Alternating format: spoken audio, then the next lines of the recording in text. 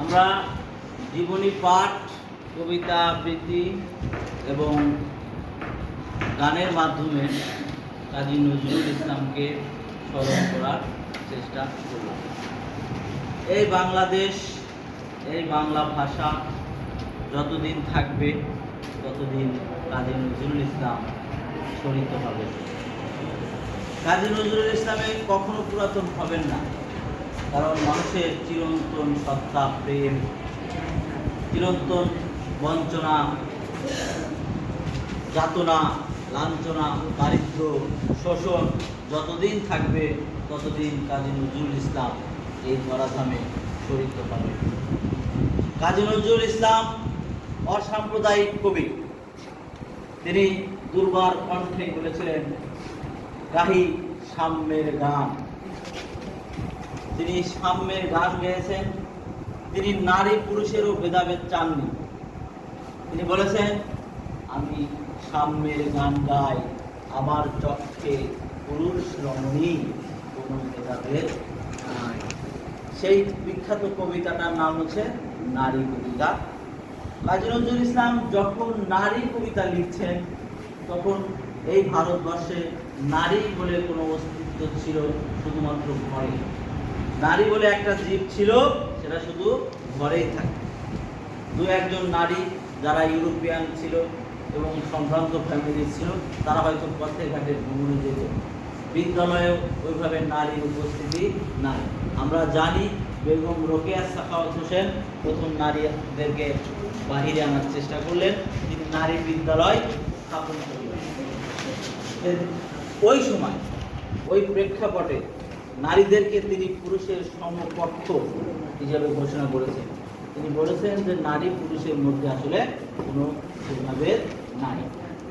আমরা সেই নারী কবিতাটা এখন তোমাদের সাথে একটু বিশ্লেষণ করে শোনাতে চাই। নারী কবিতায় তো বলছেন, সাম্যের গান গায়। সাম্য মানে কি? সমান। আমার চক্ষে পুরুষ রমণী, কোনো ভেদাভেদ নাই। কবির কাছে পুরুষ এবং নারীর কোনো পার্থক্য নাই। বিশ্বে যা কিছু মহান সৃষ্টি চিরকল্যাণকর, অর্ধেক তার করিয়াছে নারী, অর্ধেক তার নয়। বলতেছে এই বিশ্বে যা কিছু আছে, যা মানুষের জন্য কল্যাণকর, তার অর্ধেক পুরুষ করছে আর অর্ধেক করছে নারী। আমরা ইতিহাসে হয়তো খালি রাজাদের বর্ণনা পাই। আমরা বাবরের নাম জানি, হুমায়ুনের নাম জানি, আকবরের নাম জানি, কিন্তু আমরা জানি না তার স্ত্রীদের নাম। আমরা ভুলে যাই যোধা আকবরের কথা। যোধাবাই থেকে যোধা আকবর হয়েছিলেন, যে আকবরের কর্মী।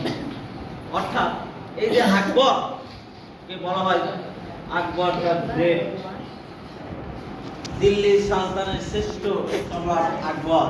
কিন্তু এই আকবরের সিংহাসন কে চালিয়েছে? আসলে পিছনে কলকাঠি নাড়িয়েছে কি? সেটা হচ্ছে নারী যোধা। তিনি আকবরের পরামর্শদাতা ছিলেন এবং তার স্ত্রী ছিলেন। আকবর তার পরামর্শে এই ভারতবর্ষকে জয় করেছেন। তিনি গুজরাট নগরীতে তার আধিপত্য বিস্তার করেন। তিনি রাজপুত, ভারতবর্ষের শ্রেষ্ঠ জাতি বলা হতো রাজপুতদের। এই রাজপুত জাতিকেও আকবর বর্ষা আনতে পেরেছিলেন এই যোধা আকবরের। আমরা তার পুত্র শাহজাহানের কাহিনী জানি। শাহজাহান তার স্ত্রী মমতাজের জন্য তাজমহল করেছেন। শাহজাহানের মেয়ে নূরজাহান, যিনি ভারতবর্ষের শাসন ক্ষমতা এক হাতে চালিয়েছেন। আমরা জানি ভারতের প্রথম নারী শাসক ছিলেন বেগম রাজিয়া সুলতানা। তিনি দিল্লি সালতানাতের 1235 থেকে 1240 5 বছর মাত্র শাসন করেছেন। তিনি ইলতুৎমিশের কন্যা ছিলেন। তাহলে প্রত্যেকটা ঘটনা, প্রত্যেকটা কাজ এর পিছনে নারী আছে। আমাদের মুক্তিযুদ্ধে নারী প্রেরণা দিয়েছে, নারী তার সম্ভ্রম বিসর্জন দিয়েছে। এমনকি আমরা 24-এর বিপ্লবেও নারীদের স্লোগান শুনেছি, তাদের মিছিলের সামনে তাদেরকে আমরা দেখেছি। তাই এই কাজী নজরুল ইসলাম নারীকে সমানভাবে রেখেছেন। তিনি বলছেন, বিশ্বে যা কিছু এলো, পাপ, তাপ, বেদনা, অশ্রু বাড়ি, অর্ধেক তার আনিয়াছে নর, অর্ধেক তার নারী। বিশ্বের যা কিছু আছে তার মধ্যে অর্ধেক পুরুষ আর অর্ধেক নারী। কোরআনে আল্লাহ বলেছেন যে আমি পৃথিবীকে সবকিছু জোড়ায় জোড়ায় সৃষ্টি করেছি। অর্থাৎ তিনি সমস্ত জীবের নারীও সৃষ্টি করেছেন, পুরুষও সৃষ্টি করেছেন, এবং একটা পুরুষ বেশি সৃষ্টি করেন, একজন পুরুষকে বেশি আল্লাহ সৃষ্টি করেন নাই, আবার একটা নারীকেও বেশি সৃষ্টি করেন নাই। এখন তোমরা আশ্চর্য হবে যে মেয়েদেরও দুইটা চোখ আছে, দুইটা নাক আছে, নাকি একটা নাক আছে। পুরুষ মানুষের যা যা অঙ্গ আছে নারীদের সব। এখন দুই একটা কারণে পৃথক থাকতেই পারে, বিশেষ কিন্তু অধিকার সম্মান যে নারীর জন্য আলাদা আলাদা ভেস, পুরুষের জন্য আলাদা আলাদা ভেস, এরা কিন্তু আলাদা তৈরি করেন, এমনকি দোজগও আলাদা তৈরি। এই যে মানুষ পৃথিবীতে আসা সৃষ্টির পরে, এমনকি তোমরা জানো কিনা কোন নারী আকাশ থেকে পড়ে, পুরুষও যেভাবে পৃথিবীতে আসে নারীও সেভাবে পৃথিবীতে আসে। তাই পৃথিবীতে আসে নারী বৈষম্যের শিকার হয়ে যায়। এই বৈষম্যের বিরুদ্ধে কাজী নজরুল ইসলাম কলম ধরেছিলেন। তিনি বলছেন, জগতের যত বড় বড় জয়, বড় বড় অভিযান, মাতা ভগ্নী ও বধূদের ত্যাগে হইয়াছে বিরাম। এখন যুদ্ধে গেছে, বাড়িতে হাত, যুদ্ধ এসে গেছে, মুক্তিযুদ্ধ দরজায় ঠক ঠক করে নাচছে, তখন হয়তো দেখা যাচ্ছে পুরুষ যুদ্ধে চলে গেছে, অথচ দুপুরে খাবার নাই, সন্তানকে খাবার দিবে, তখন মা লতা পাতা খাওয়ায় ওই সন্তানকে মানুষ করতেছে। 9 মাস যে যুদ্ধ হয়েছে, পুরুষের বিবাহিত পুরুষরা যুদ্ধে যায় নাই, বাপেরা যুদ্ধে যায় নাই, ভাইয়েরা যুদ্ধে যায় নাই, গেছে, কিন্তু ওই যে যারা সংসার ফেলে গেছে সেই সংসার চালাইছে না, তখন মা সেই সংসার চালাইছে। তাহলে এখনো একটা ঘর টিকে থাকে কাজের কারণে, নারী নিয়ে। পুরুষ শুধু টাকা দিয়ে শান্ত হয়ে যায়। অনেক সময় দেখা যাচ্ছে স্বামী স্ত্রী দুজন একই স্কুলে চাকরি করে, একই টাইমে স্কুলে আসে, একই টাইমে যায়, পুরুষ যায় না চিট ফাটা দিতে শুয়ে পড়ে, আর মায়ের যারা আমরা চুলাতে যায় চা বানাই, তাহলে গোসল করে দিচ্ছে। ক্ষেত্র বিশেষে নারীর শ্রমটাই আসলে বেশি, কিন্তু দাম নাই। এই যে শ্রমের কোনো বিভাজন করা যাবে না, নারী পুরুষের শ্রম অধিকার, এইটাই আমাদের জাতীয় কবি কাজী নজরুল ইসলাম তার নারী কবিতাতে তুলে ধরেছে। তারপর বলছে, কোন রণে কত খুন দিল লেখা আছে ইতিহাসে, মানে কত পুরুষ হত্যা হয়েছে ইতিহাস তার লিখে রাখছে, কিন্তু কত নারী দিল শিথির সিঁদুর লেখা নাই তার।